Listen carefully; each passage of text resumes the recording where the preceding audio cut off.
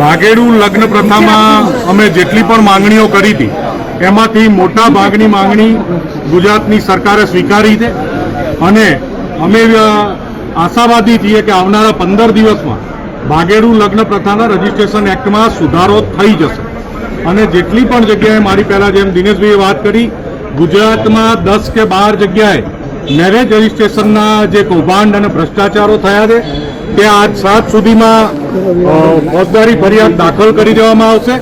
ફોજદારી ફરિયાદ દાખલ કરી અને લાગતા વળગતા સંબંધિત અધિકારીઓ અને તમામ આરોપીઓની ધરપકડ થઈ અને કાલના દિવસમાં એ આરોપીઓના ગુજરાતમાં મેરેજ રજીસ્ટ્રેશનમાં ભવિષ્યમાં કોઈ તકલીફ ઊભી ના થાય। એની સાથે સાથે અમારી જે મુખ્ય માંગણી છે કે આવનારી સ્થાનિક સ્વરાજની ચૂંટણીઓમાં આર્થિક ધોરણે અનામત લાગુ કરવામાં આવે।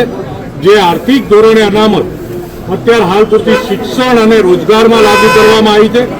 ઓબીસી અનામત લાગુ કરવાનું જ્યારે જજમેન્ટ આવ્યું અને એની જ્યારે રીટ થયેલી સુપ્રીમ કોર્ટમાં એ વખતે દેશમાં આર્થિક ધોરણે અનામત અમલી નહોતી અને એ પછી આર્થિક ધોરણે અનામત અમલી કરવામાં આવી છે જેના કારણે ઓબીસી અનામતની જેમ જ ઓબીસી એસસી એસટીના અધિકારોને ક્યાંય પણ નુકસાન ના થાય એ રીતે આર્થિક ધોરણે અનામત લાગુ કરવાની પણ વાત સન્માનીય નાયબ મુખ્યમંત્રીશ્રીને કાયદા મંત્રીશ્રીને અને વિભાગના અધિકારીઓને કરવામાં આવી છે પણ એ થોડી લેન્ધી પ્રક્રિયા છે।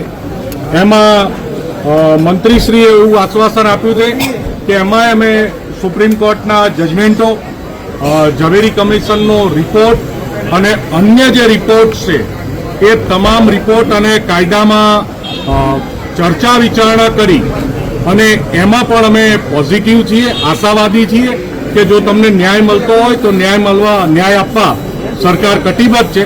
એટલે અમે આશા રાખીએ છીએ કે 10%ના ધોરણે ઈબીસી આવનારી સ્થાનિક સ્વરાજની ચૂંટણીમાં લાગુ થઈ જશે। પણ જવાબ આપું છું નહીં લાગુ થાય તો અમને દિનેશભાઈને, મનોજને, ગીતાબેનને, પૂર્વિનભાઈને બધાને તમે ઓળખો જ છો। જ્યારે અમે મેરેજ રજીસ્ટ્રેશનની વાત લઈને આવ્યા ત્યારે તમારો આ પ્રશ્ન હતો ને એ આજે પૂરો કરીને આવ્યા। હજુ અમારી જોડે સમય ઘણો છે, સરકાર જોડે સમય ઘણો છે, ધીમે ધીમે પૂરું કરાવી દઈશું જેવી રીતે થાય।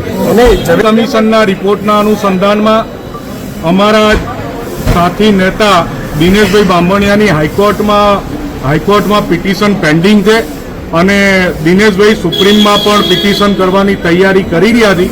એટલે હાઈકોર્ટ કાં તો સુપ્રીમમાંથી રિઝલ્ટ લઈ આવશું ન તે જેવી રીતે શિક્ષણ અને રોજગારમાં અનામતનું રિઝલ્ટ જેવી રીતે લાયા હતા એવી રીતે આમાં લાવશું।